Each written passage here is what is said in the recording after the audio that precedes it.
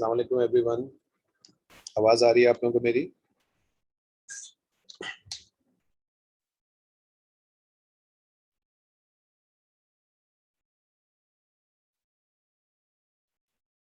मोहित, हूर, परीशा, अमन, जी इरम। सर आ रही आ रही। यस सर आ रही है।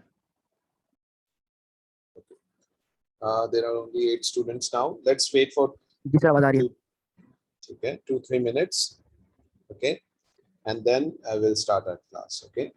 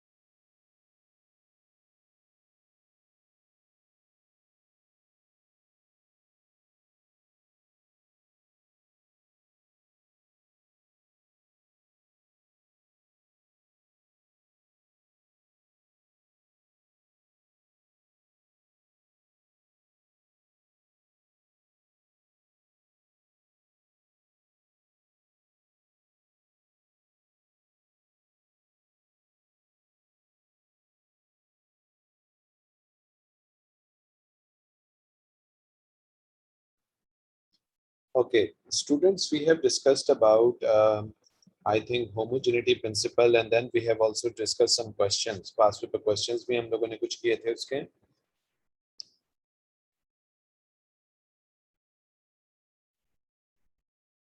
आवाज आ रही है आप लोगों को मेरी? यस सर आ रही है आपकी आवाज। हम लोगों ने लास्ट क्लास में होमोजेनिटी प्रिंसिपल के क्वेश्चंस किए थे, and today we are going to start about scalars and vectors. All right, ठीक है? So let's start about scalars and vectors.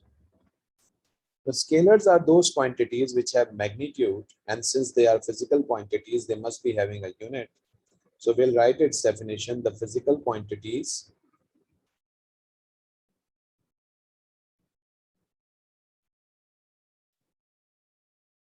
which have a magnitude and unit. All right. ऐसी quantities जिनका magnitude भी हो और unit obviously हो, तो that quantities are known as scalar quantities. Magnitude means size या numeric value. ठीक है? There are many examples of scalar quantities like length in our AS syllabus, distance, mass, time, temperature,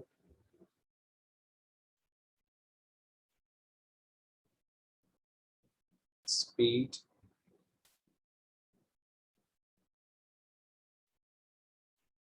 volume,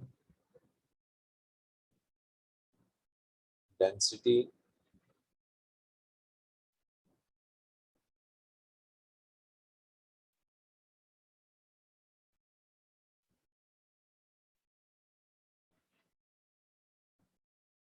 work,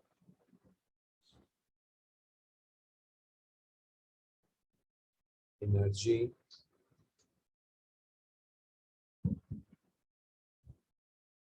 power,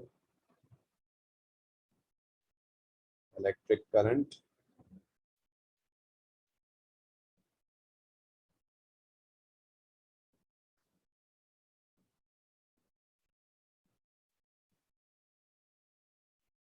voltage, resistance,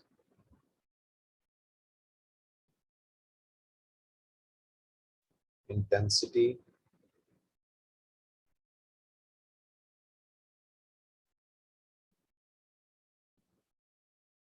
wavelength,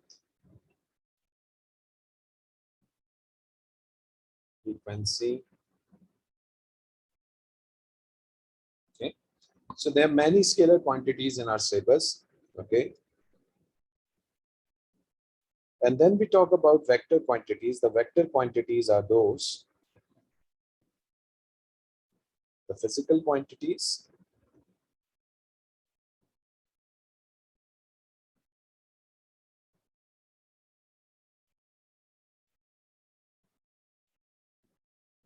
which have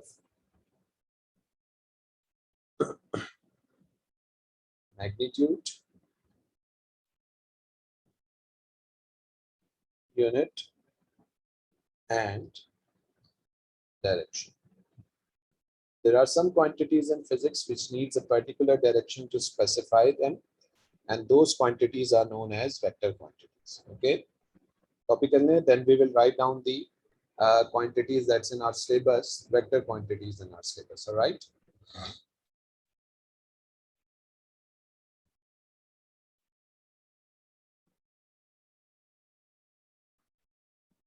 Any questions? No, sir.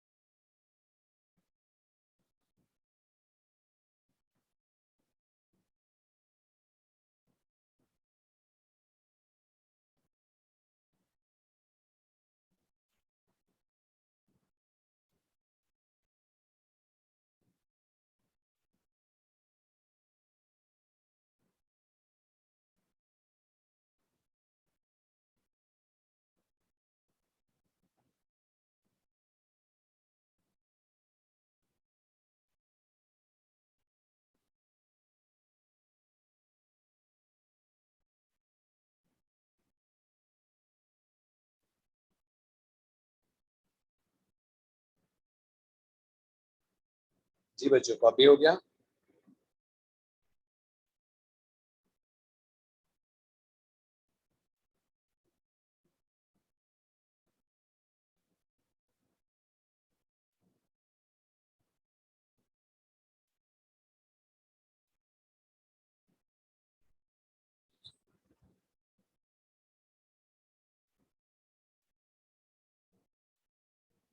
Ji sir. Okay, एक minute अजान हो जाए फिर हम लोग आगे discuss करते हैं।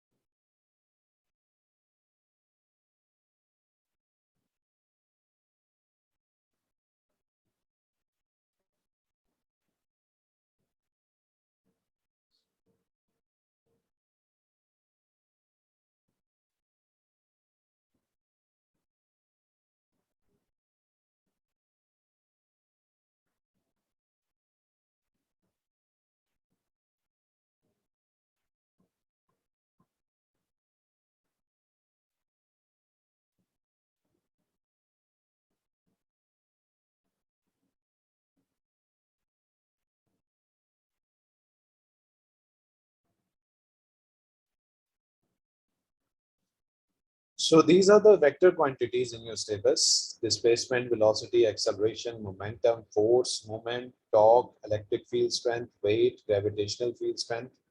These are the quantities, vector quantities, okay? Please copy them down.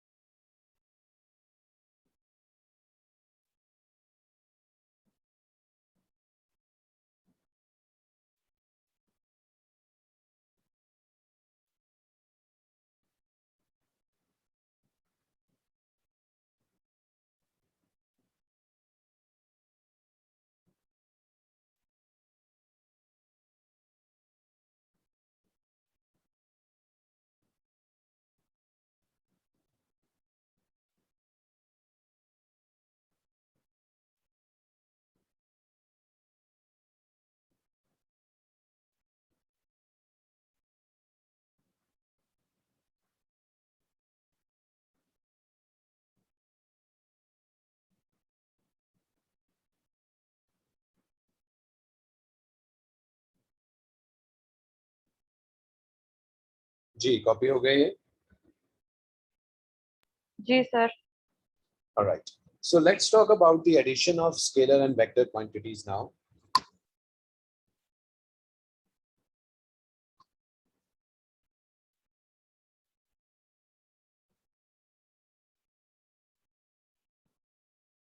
If we talk about scalar quantities are just magnitude, so we can just simply add them together. Let's say if we have a box, okay, a box, we put 3 kg apples and then 5 kg apples in the box.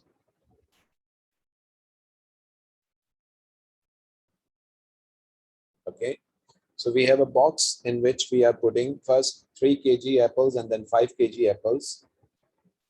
Total apples in the box. What is the total amount of apples in the box now? 8. That's very simple. That's simply 3 kilogram plus 5 kilogram. All right, and it's equals to 8 kilograms. All right, so this is for the scalar quantities. You don't need to bother about anything, and you just add the magnitudes together. But okay, that's about scalars. Let's talk about vectors now. So let's say we have another box. Force is a vector quantity. All right, force is a vector quantity. We applied force of 2 Newton and 5 Newton on a box together. What's the total force on the box? Yes. So we have applied a force of 2 newtons and 5 newtons. Let's say 3 newtons and 5 newton on the box. So what's the total force acting on the box now? Sir, we need to know the direction of the force. We need to know the direction of the force. If I'll say 3 newtons plus 5 newtons, all right. So the answer for that can be 8 newtons, and the answer for that can also be 2 newtons. And also in between the magnitude the answer can be anything. यानी अगर मैं इन दो forces को add करूं तो इनका answer 8 Newton भी हो सकता है, इनका आंसर 2 न्यूटन 2 न्यूटन भी हो सकता है, और 8 और 2 के दरमियान में जितनी वैल्यूज हैं वो सारे इसके आंसर्स हो सकते हैं। डिपेंड करता है कि हमारे जो बॉक्स है उसके ऊपर ये फोर्सेस किस डायरेक्शन के ऊपर लगाई गई। लेकिन कंफर्म बात ये है कि मैक्सिमम कितना होगा 8 और मिनिमम कितना होगा 2। इससे 8 से ज्यादा इन दो फोर्सेस के लिए नहीं हो सकता और 2 से कम नहीं हो सकता। ठीक है, और this gives you an MCQ. एक पेपर में एक एमसीक्यू भी दिया जाता है, और वो एमसीक्यू इस तरीके से हो सकता है कि a force of 3 Newton and 5 Newton is applied on a box. Okay, so which is not the possible resultant of these two forces? Not possible. ठीक है, इसमें से कौन सी पॉसिबल आपके पास इनका रिजल्टेंट नहीं हो सकता? ठीक है, 5 न्यूटन, 3 न्यूटन,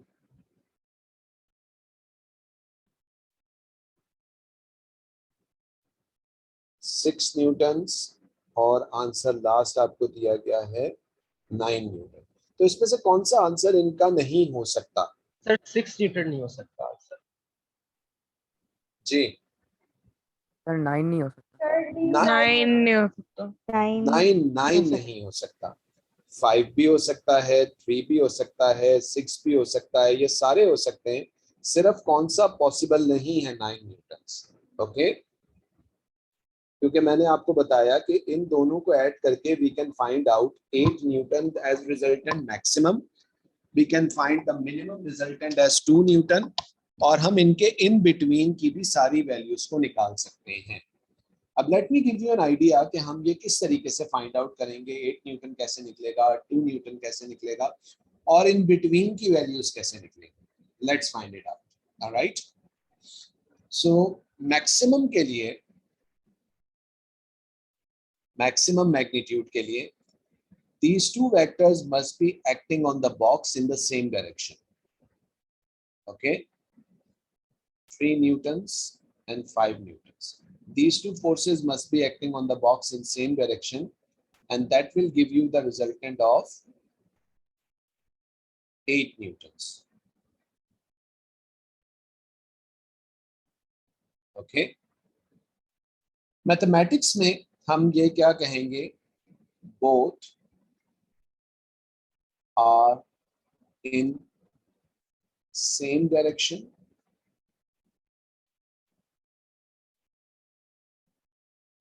ठीक है, या मैथ्स की लैंग्वेज में हम कहेंगे both are parallel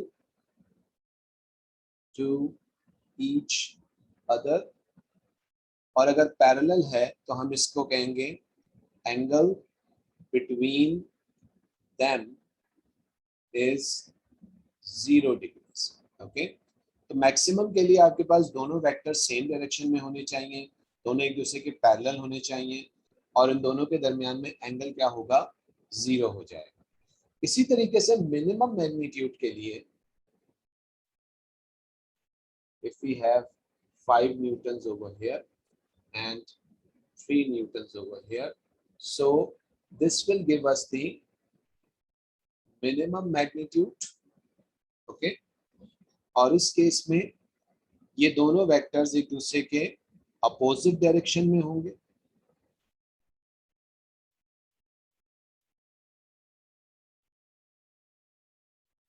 ठीक है, या मुझे मैथ्स की लैंग्वेज में बताइए, जब दो लाइंस एक दूसरे के बिल्कुल अपोजिट होते हैं एरोस, तो हम क्या कहते हैं? कैसे हैं ये दोनों? 180 डिग्री का है। perpendicular. नहीं, परपेंडिकुलर नहीं, we call this 180 degree. Anti parallel. Oh, ठीक है, we call it anti parallel. और एंगल बिल्कुल सही कह रहे हैं आप, एंगल जो होता है बिटवीन देम इज 180 डिग्री। ठीक है, और ये देखिए इस तरीके से आपको एंगल इनके दरमियान में 180 डिग्री का मिलेगा। ठीक है ना, तो इस केस में जो आपको रिजल्टेंट मिलेगा वो क्या मिलेगा? आपको 2 न्यूटन्स का मिलेगा। ठीक है। अच्छा, इसमें हम प्लस या माइनस साइन भी लगा सकते हैं। प्लस का साइन जो है वो राइट को रिप्रेजेंट करेगा, माइनस का साइन लेफ्ट को रिप्रेजेंट करेगा। उसका रीजन ये होता है कि हम जो हमारे एक्सिस बनाते हैं उसमें राइट साइड पे एक्स को हमेशा पॉजिटिव लिया जाता है और लेफ्ट पे हमेशा एक्स को नेगेटिव किया जाता है। तो अगर यहाँ पे प्लस का मतलब आ रहा है तो प्लस का मतलब है कि it's actually towards right side, और अगर माइनस में आता आंसर तो इसका मतलब ये होता है डायरेक्शन यानी लेफ्ट साइड के ऊपर। ठीक है जी, any questions? No sir. Yeah, sir. तो ये प्लस माइनस वाली बात आप रिपीट कर देंगे? देखें, प्लस वाली माइनस वाली बात देखो, हमारे पास इस वक्त रिजल्टेंट आंसर आएगा इसका +2 न्यूटन का। ठीक है, क्योंकि मैं 5 न्यूटन वाले फोर्स को प्लस कह सकता हूँ, 3 वाले को माइनस कह सकता हूँ। क्यों माइनस कहूंगा? क्योंकि 5 न्यूटन वाली फोर्स राइट साइड पे लग रही है और एक्स एक्सिस हमेशा राइट साइड के ऊपर पॉजिटिव होता है और एक्स एक्सिस हमेशा लेफ्ट साइड के ऊपर क्या होता है? नेगेटिव होता है। तो इसलिए मैंने 3 वाली के साथ माइनस का साइन लगाया, क्योंकि ये वाली फोर्स किस साइड पे है? लेफ्ट साइड पे। ठीक है, हमने जब इन दोनों को ऐड किया तो रिजल्टेंट के लिए हमने ऐड एक्चुअल में यूं किया होगा, दैट इज 5 प्लस -3 न्यूटन। ये माइनस का साइन क्यों लगाया? क्योंकि माइनस साइन इसकी डायरेक्शन को शो कर रहा है। तो हमारे पास आंसर आया +2 न्यूटन। अच्छा, +2 न्यूटन का मतलब ये है कि हमारा जो रिजल्टेंट फोर्स है वो किस साइड पे है? राइट साइड पे। पॉजिटिव साइन यहाँ पे डायरेक्शन को शो कर रहा है। ठीक है, Who asked me to repeat this? ये माइनस साइन का किसने पूछा था मुझसे? जी सर, समझ आ गया। दुर्दाना, मुझे एक बात बताओ, मैं तुमसे अगर बोलूं कि मेरे पास एक वेक्टर है, और से सुनना मेरी बात को, एक वर्टिकल वेक्टर है। By the way, x axis को क्या बोलते हैं बेटे? हॉरिजॉन्टल, है ना? और वाई एक्सिस को क्या बोलते हैं? वर्टिकल। वर्टिकल। दुर्दाना, मेरे पास एक वेक्टर है, वर्टिकल वेक्टर है, और वो -3 है। तो अगर -3 मैं बोल रहा हूं तो इसका मतलब है वो वेक्टर ऊपर की तरफ होगा या वो वेक्टर नीचे की तरफ होगा? नीचे की तरफ।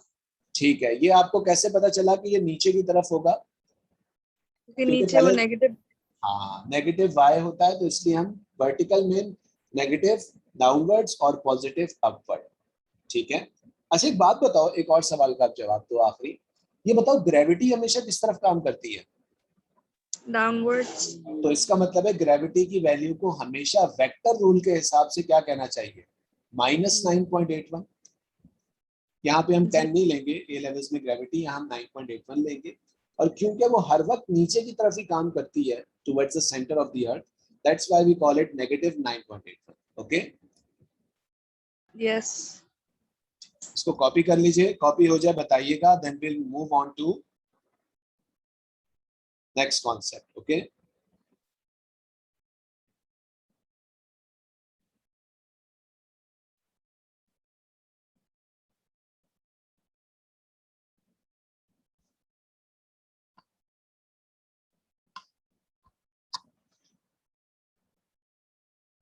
कॉपी हो गया?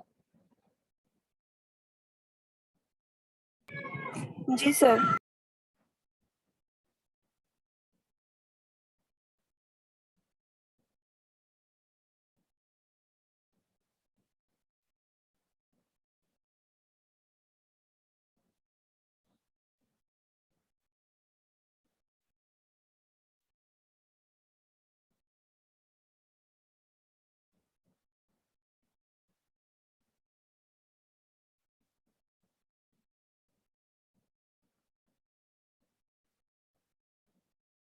जी बच्चों, सबने कर लिया copy? Yes, sir. Okay, so let's talk about another example now. Let's say we have a box. Again, we have a box. And this time on this box, these two forces are acting like this. ये दोनों forces कुछ इस तरीके से अब इस box पे काम कर रही हैं. Okay? And we can see that the two forces are right now perpendicular to each other. दोनों के दरमियान में क्या एंगल बन रहा है? 90 डिग्री का. This is 5 newtons and this is 3 newtons. Okay? अच्छा, अगर ये दोनों फोर्सेस एक बॉक्स पे ऐसे लग रही होती, मैं पहले ही आप लोगों को एक चीज बता दूं,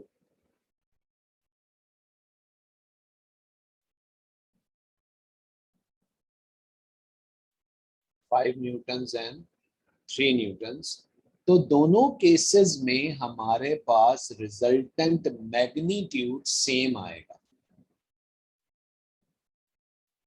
लेकिन दोनों केसेस में हमारे पास रिजल्टेंट की डायरेक्शन थोड़ी सी डिफरेंट आएगी। ठीक है, हमारे पास 5 न्यूटन और 3 न्यूटन है, बोथ वेक्टर्स आर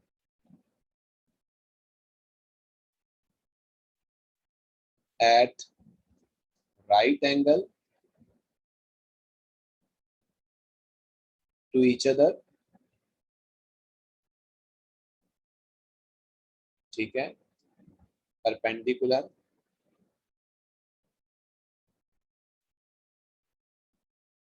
और परपेंडिकुलर या राइट एंगल होता है 90 डिग्रीज के। ओके, तो थीटा हमने कितना लिया, 90 डिग्रीज। ठीक है जी, यहाँ पे हमारे पास थीटा कितना था स्टार्टिंग में, theta is equal to 0 degree, और यहाँ पे हमने थीटा की वैल्यू दो वेक्टर्स के दरमियान में कितनी रखी है, 180 डिग्री। ठीक है, अब आए हम इन बिटवीन दोनों के 0 और 180 के बिल्कुल एग्जैक्टली मिडल में 90 डिग्री के ऊपर। अच्छा जी, सबसे पहली बात तो ये बताइए मुझे कि इन दोनों वेक्टर्स को जब मैं ऐड करूंगा डायग्राम ए या बी में, तो इसका रिजल्टेंट किधर होगा, यानी ये बॉक्स रिजल्टेंट फोर्स की डायरेक्शन में जाएगा, यानी ये बॉक्स किस 45 डिग्री के एंगल में कैसे वो डायगोनली जाएगा, डायगोनली 45 जाएगा, लेकिन 45 डिग्री के एंगल पे नहीं जाएगा। यस सर, क्योंकि एक फोर्स ज्यादा लग रही है, डिसबैलेंस है। बिल्कुल, हाँ, डिसबैलेंस फोर्सेस हैं, बिल्कुल सही। अगर एक फोर्स, दोनों फोर्सेस इक्वल होती तो एग्जैक्ट 45 में जाता। कादिर साहब, इस केस में क्योंकि 5 न्यूटन फोर्स हॉरिजॉन्टल वाली है, तो हमारे पास थोड़ा सा 45 से कम एंगल पे जाएगा। ठीक है, जाएगा इधर ही, आप सही कह रहे हैं रिजल्टेंट में, लेकिन थोड़ा सा 45 से कम होगा। और इस केस में क्योंकि वर्टिकल फोर्स थोड़ी सी ज्यादा है, तो थोड़ा सा 45 डिग्री से बड़े एंगल के ऊपर जाएगा। ये पॉइंट समझ में आया? जी सर, आ गया। अच्छा, अब इन दोनों वेक्टर्स को हम ऐड किस तरीके से करेंगे, ये सवाल है। Let's call this one A and let's call this one B. A हमारा है 5 न्यूटन और बी हमारा है 3 न्यूटन्स। हम इन जब वेक्टर्स को ऐड करते हैं इस तरीके से, तो पहली बात यह है कि हम लोग ओ लेवल्स की तरह टू स्केल डायग्राम नहीं इस्तेमाल करते। टू स्केल डायग्राम का इस्तेमाल नहीं होगा। यहाँ पे हम लोग किसका इस्तेमाल करेंगे ए लेवल्स में, we will use trigonometry, Pythagoras या फिर साइन लॉ, कोसाइन लॉ, ये सारी चीजें हम इस्तेमाल करेंगे। ओके, तो two vectors are perpendicular to each other, और इनको ऐड करने के लिए हम एक रूल पढ़ेंगे जिसको हम कहते हैं हेड टू टेल रूल। ठीक है जी, head to tail rule. Head to tail rule आपको क्या कहता है, किसी ने पढ़ा है हेड टू टेल रूल? तो वो शायद उसमें ये होता है कि हेड से हेड मिलता है और टेल से टेल मिलता है, और जो वो होता है वो नहीं, सबको ऐसा ऐड नहीं, कर देता है। थोड़ा सा तुमने उल्टा कह दिया। ठीक है,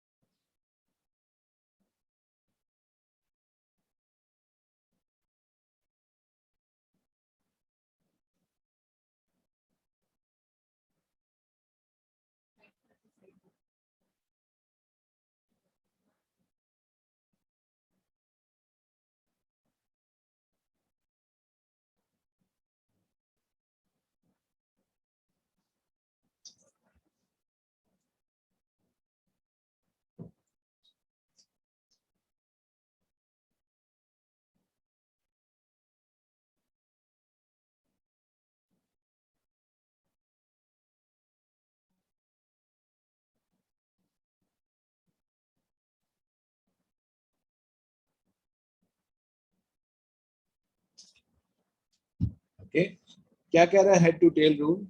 draw any first vector in its given direction. Okay, सबसे पहले आप अपनी मर्जी से कोई भी एक वेक्टर चूज कर लें, जरूरी नहीं है कि आप पहले ए बनाएं या बी बनाएं, इट्स योर चॉइस। कोई भी एक वेक्टर, लेकिन उसकी गिवन डायरेक्शन के अंदर आप बना लीजिए, स्केच कर लीजिए, ठीक है। By the way, whenever we draw vector, let's say हमने एक वेक्टर ये ए बनाया यूं करके, तो ये जो एरो वाला हिस्सा होता है ये वेक्टर का हेड होता है, और ये जो ये वाला हिस्सा होता है this is actually the tail of the vector, okay. हमने कोई भी पहला वेक्टर बना लेना है उसकी डायरेक्शन के अंदर, और उसके बाद हमने सेकंड वेक्टर ऐसे बनाना है कि पहले के हेड को सेकंड के टेल से जोड़ें। ऑब्वियसली सेकंड वेक्टर भी उसकी पर्टिकुलर डायरेक्शन में ही होगा, लेकिन हमें बनाना इस तरीके से उसके उसके टेल को हम पहले के हेड से जोड़ दें, ठीक है।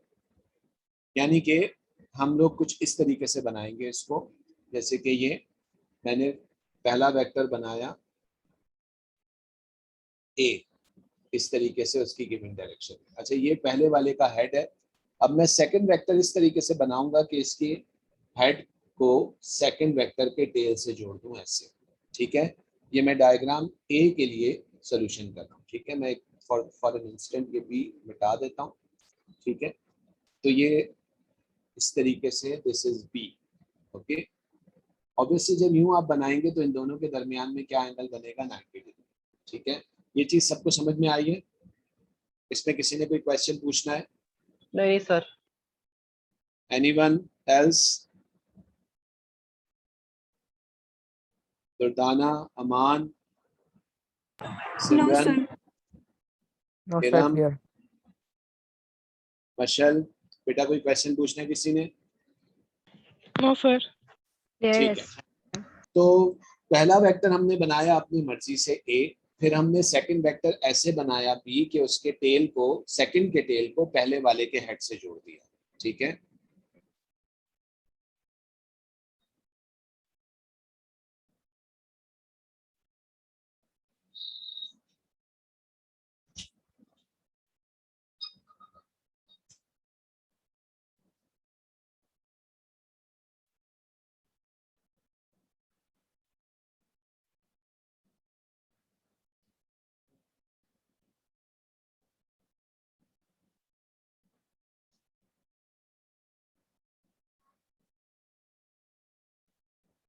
जी, रिजल्टेंट कैसे बनेगा?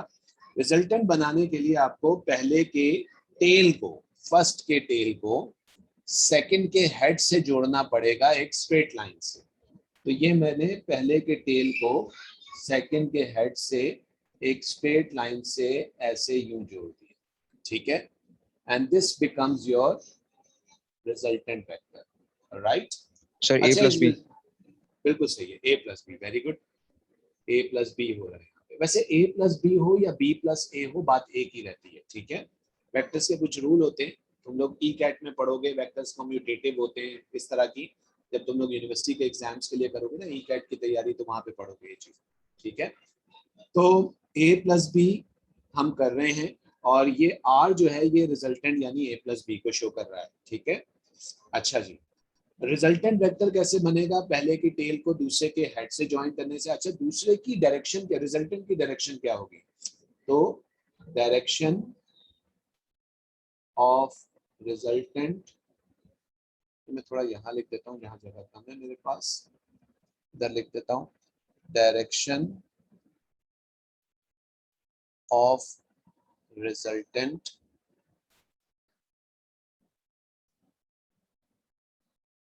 is towards head of second vector।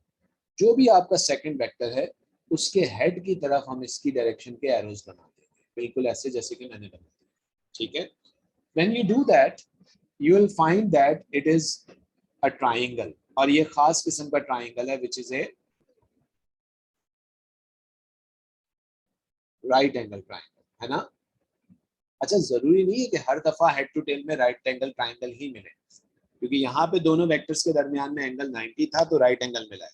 अगर ये एंगल कुछ और होता तो फिर हमें राइट एंगल ट्राइंगल नहीं मिलता, हमें सिंपल ट्राइंगल मिलेगा।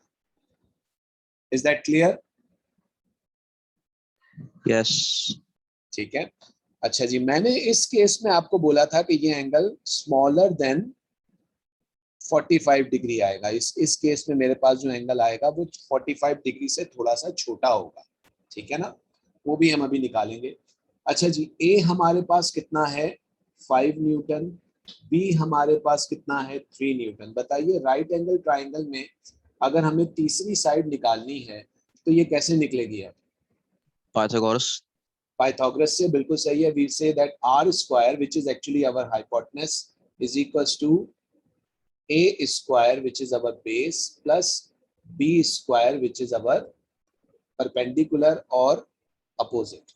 ठीक है, पाइथागोरस सबको पता है। ये पाइथागोरस मैंने जिस तरीके से लगाया सबको क्लियर हो रहा है जी? जी सर। वेरिएबल्स मैंने चेंज किए, किसी को कोई प्रॉब्लम तो नहीं हो रही इसके अंदर? No sir. ठीक है, तो हमें r चाहिए, तो r के लिए हम क्या करेंगे, अंडर रूट ले लेंगे उस साइड के ऊपर। By the way a is 5, तो ये हो जाएगा 5 square plus 3 square. So this is r is equals to sir 25 5.8 answer आ रहा है, 5.8 आंसर आ रहा है। 5.84 होगा, है ना? G D 5.84। ठीक है, सर ये मैग्नीट्यूड होगा। This is our magnitude, that is 5.84 Newton's. ठीक है, तो 5.8 यानी क्या हमारे पास आंसर 8 और 2 इन दोनों के बीच का आंसर भी हमें मिला या नहीं मिला है? देखिए जी बच्चों, क्या मिला है या नहीं मिला हमें आंसर? मिल गया सर। ठीक है, तो क्योंकि इस वक्त हम दो वेक्टर्स के दरमियान में एंगल डिफरेंट है। अच्छा बाय द वे, अब अगर आपसे पूछा जाए कि ये जो रिजल्टेंट वेक्टर है इसका हॉरिजॉन्टल से कितना एंगल है, ठीक है, ये एंगल आपसे पूछ लिया जाए, ठीक है, तो ये एंगल कैसे निकलेगा? सर ट्रिग्नोमेट्रिक रेशियो लगा देंगे। टिग्नोमेट्री रेशियो लगाएंगे। टिग्नोमेट्री रेशियो में सबसे अच्छा रेशियो यहाँ के लिए हम जो यूज करेंगे वो होगा टेंजेंट Sine. थीटा। साइन भी कर सकते हैं, कॉस भी यूज कर सकते हैं, सबसे कॉमन टेंजेंट है, क्योंकि साइन या कॉस लगाने के लिए हमारे पास लाजमी हाइपोटेनस यानी रिजल्टेंट होना चाहिए। लेकिन लेट्स से अगर किसी सवाल में हमें हाइपोटेनस या रिजल्टेंट ना गिवन हो और हमसे डायरेक्ट उसका एंगल मांग लिया जाए तो हम बगैर रिजल्टेंट निकाले भी उसका एंगल निकाल सकते हैं, है ना? ये फायदा है इससे। टेंजेंट थीटा, टेंजेंट थीटा किसके बराबर होता है भाई, पता है सबको? सर ऑपोजिट अपॉन एडजेसेंट, मतलब परपेंडिकुलर अपॉन ऑपोजिट, बेस। जी, perpendicular opposite upon base. Upon adjacent, ये सबको याद है ट्रिग्नोमेट्री रेशियोज? यस। सिर्फ 2 यस आ रहे हैं, बाकी यस कहाँ चले गए? आइरीन का यस कहाँ चला गया? जी सर समझ आ रहा है।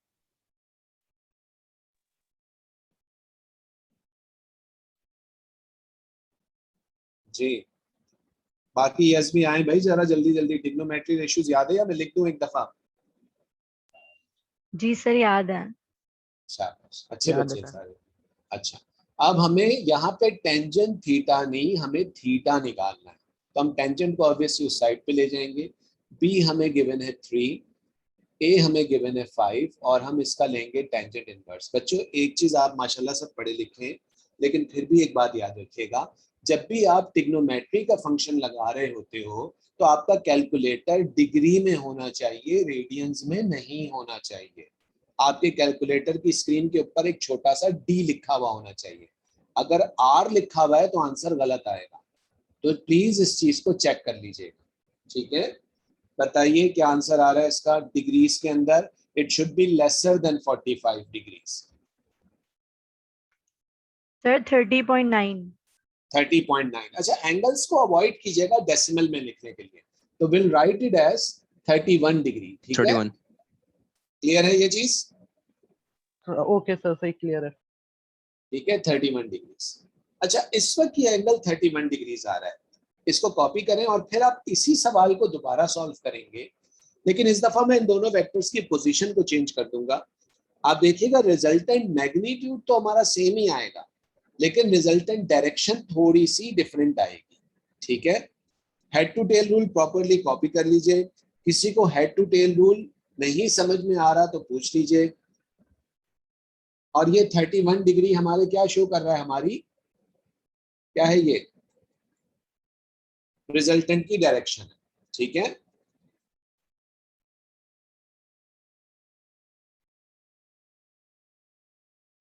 जी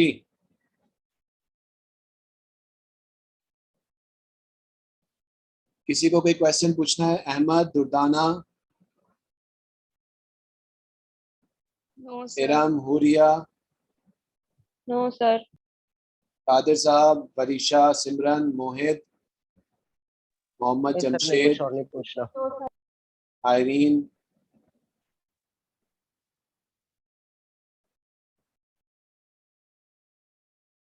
ठीक, इसको कॉपी कर लीजिए। कॉपी हो जाए बताइएगा, फिर आप लोग इसी का क्वेश्चन का एक और हिस्सा कीजिएगा।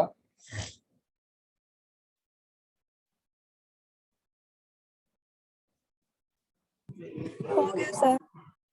हो गया कॉपी सबका?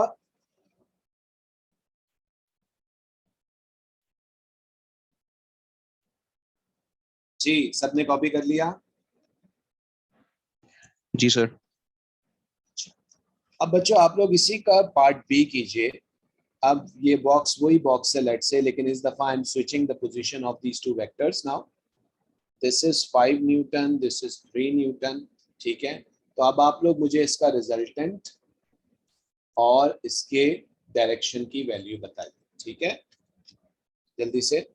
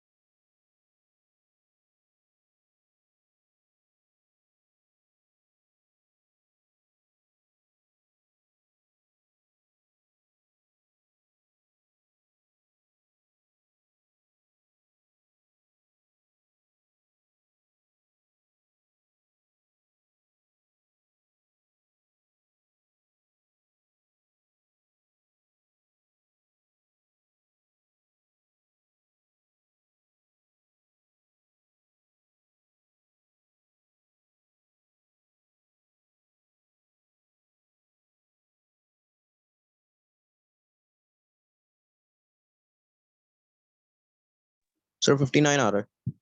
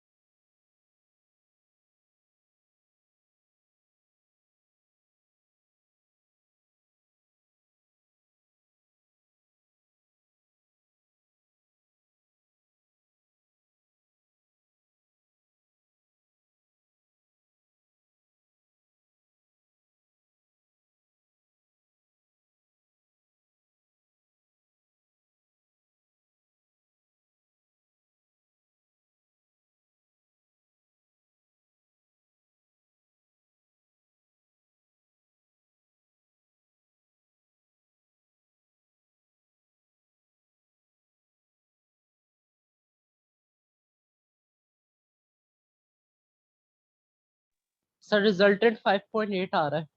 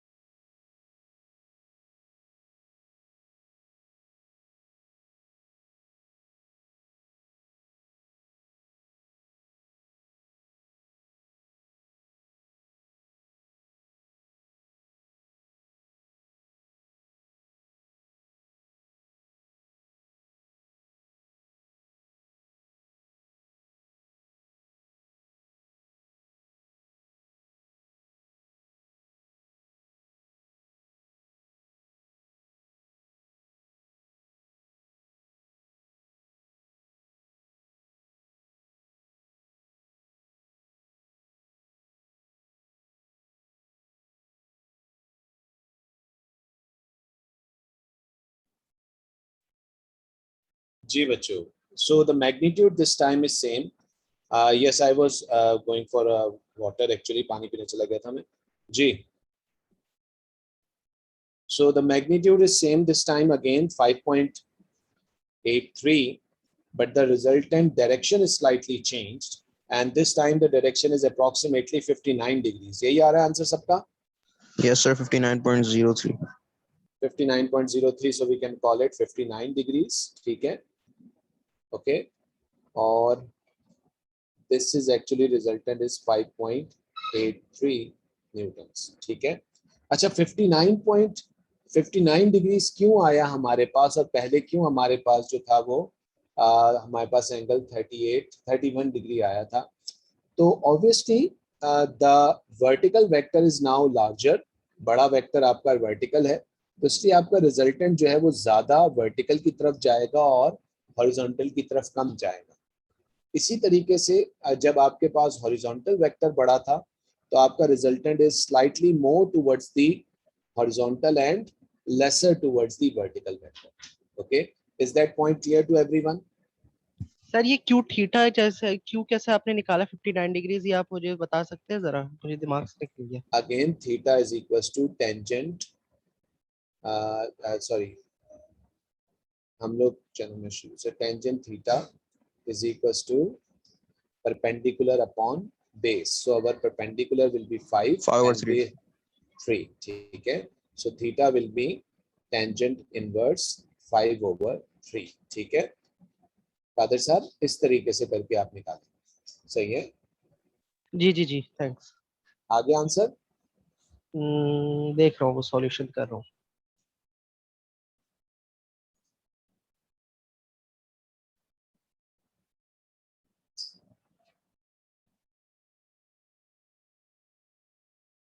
जी जी सर, 59.03 आंसर आ रहा है.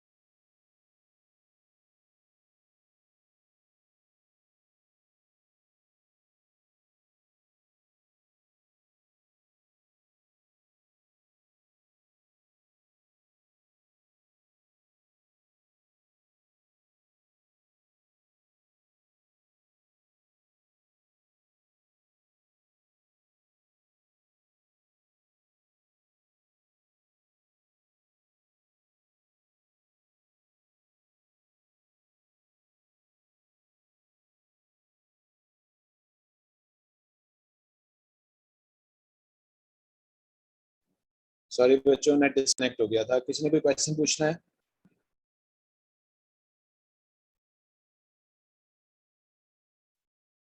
जी, any questions? No.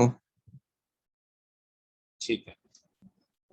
So we will stop it over here for today, and in the next class we will be discussing vectors. We will be putting vectors in the different angles. All right, we will be taking our vectors at acute angle like this. Okay, we will be taking our vectors in obtuse angle, and then we will find out its resultant. All right, ठीक है भाई. चलो, okay, take care everyone. Allah Hafiz. Love, sir.